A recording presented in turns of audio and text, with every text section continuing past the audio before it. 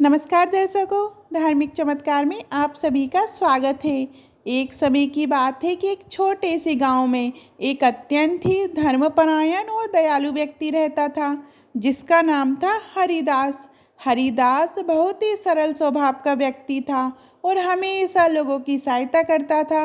वह मानता था कि जो भी पुण्य कर्म हम इस जीवन में करते हैं उसका फल हमें किसी न किसी रूप में ज़रूर मिलता है।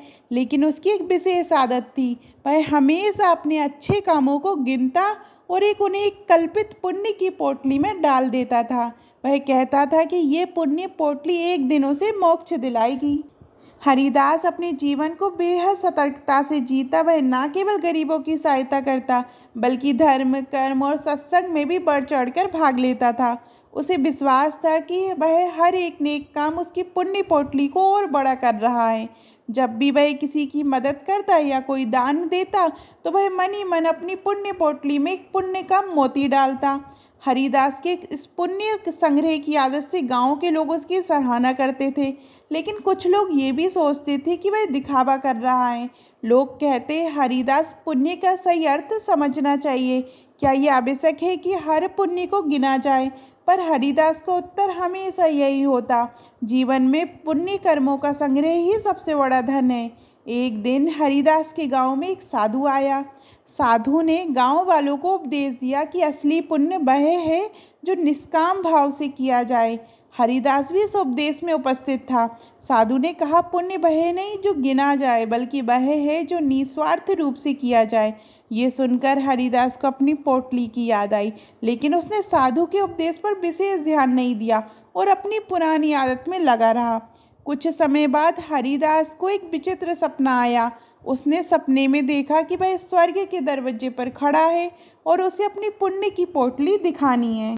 हरिदास उत्साह से अपनी पोटली निकालता है, लेकिन जैसे ही वह उसे खोलता है, पोटली में से सारे पुण्य गायब हो जाते हैं।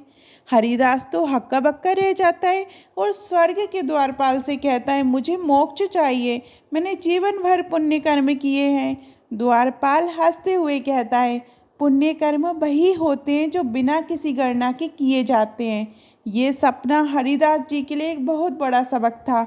उन्हें समझ आया कि पुण्य की गणना करने से पुण्य का फल नहीं मिलता। असली पुण्य वह है जो दिल से और बिना किसी स्वार्थ के किया जाए। उसने सोचा कि मुझे अब पुण्य की पोटली नहीं भरनी है, बल्कि मुझे निस्वार्थ भाव से सेवा करनी है। अगले दिन से हरिदास का व्यवहार बदल गया। अब वह लोगों की मदद करता था, दान भी करता था, लेकिन उसने अब अपनी पुण्य पोटली का विचार छोड़ दिया था। अब वह हर काम निस्वार्थ भाव से करता था और उसकी असली पोटली बन गई थी, जो ना दिखाई देती थी, ना गिनी जा सकती थी, लेकिन उसमें सच्ची भक्ति और सेवा थी। कहानी से हमें ये सीखने को मिलता है कि पुण्य कर्मों का मूल्यांकन ना करके उन्हें निष्काम भाव से करना चाहिए। जैसे अभी लोग क्या करते हैं, बहुत सारे फोटोग्राफ्स क्लिक करते हैं। कहीं अगर केला भी किसी को खिला रहे हैं तो उसका भी फ़ोटो ले लेते हैं।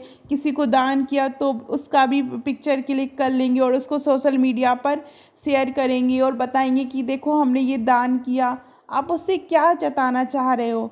ये फ़ोटोग्राफी करना या पुण्य की पोटली एक फ़ोटोग्राफी का एक सही एग्जाम्पल है, तो आप उससे इसको कनेक्ट कर सकते हैं। तो इसलिए हमको दिखावे के पीछे नहीं भागना चाहिए। सच्चा पुण्य वही होता है जो हम करते हैं। इस कहानी से भी हमें यही सीखने को मिलता है कि पुण्य कर्मों का मूल्यांकन ना करके उन्हें निष्काम भाव से करना चाहिए। असली पुण्य वही है जो बिना किसी अपेक्षा के किया जाए। जब हम निस्वार्थ भाव से दूसरों की मदद करते हैं, तभी असली पुण्य का फल प्राप्त होता है। तो आपको ये असली पुण्य की कहानी कैसी लगी, कमेंट में ज़रूर बताइएगा। और अभी तक आपने हमारे चैनल धार्मिक चमत्कार को सब्सक्राइब नहीं किया है तो सब्सक्राइब करिएगा। धन्यवाद।